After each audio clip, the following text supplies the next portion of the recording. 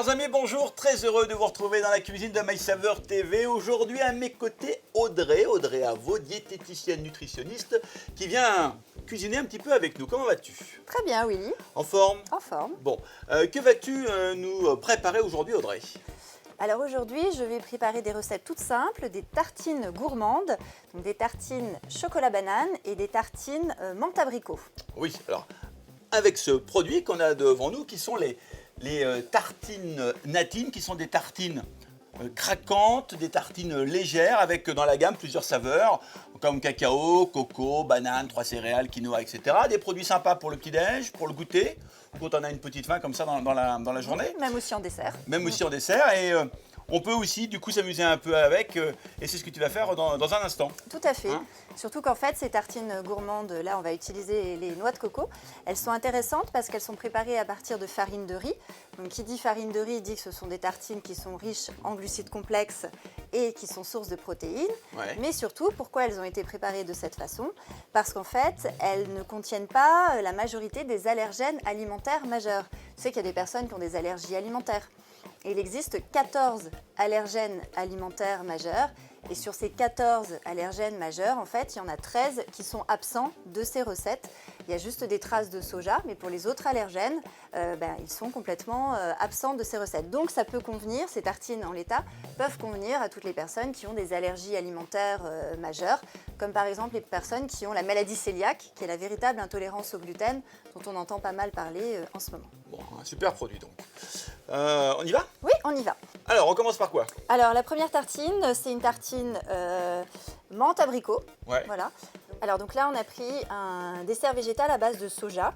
Donc, pour les personnes, bien sûr, qui ne sont pas intolérantes au soja. Sinon, celles qui sont intolérantes au soja, elles peuvent prendre du yaourt ou du fromage blanc.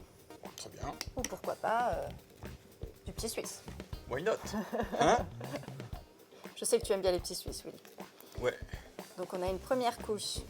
Et puis, on va passer ensuite à notre couche de fruits.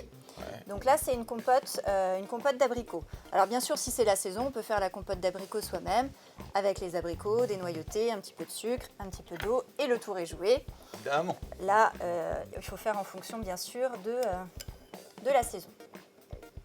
Alors, on en met comme on veut, hein, bien sûr, et on complète ça ensuite avec des feuilles de menthe. On a la compote d'abricot qui apporte de la vitamine C et qui apporte bien sûr du bêta-carotène pour avoir une jolie mine, un joli teint. Et puis on rajoute des feuilles de menthe, pardon. Voilà, donc ça c'est pour nos premières tartines menthe abricot. Et ensuite on va passer aux tartines banane chocolat. Alors, qu'est-ce que ça nous apporte de bon la banane sur le plan nutritionnel? Ça nous apporte du peps, de l'énergie. Tout à fait. Et pourquoi ça apporte du peps et de l'énergie? Parce que ça contient des glucides, donc des sucres, mais ça contient aussi du potassium, ça contient aussi du magnésium et ça contient de la vitamine B6.